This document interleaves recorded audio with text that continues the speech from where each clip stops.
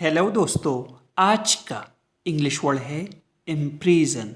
Imprison का क्या मतलब होता है, आइए सीखते हैं आज की इस छोटी सी वीडियो में। इम्प्रिजन का मतलब है कैद करना, असीर करना या रोकना।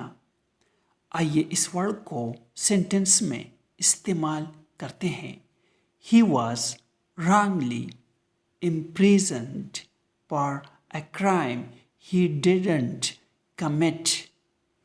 इसका मतलब है उसे एक जुर्म के लिए गलत तौर पर कैद किया गया जो उसने नहीं किया था।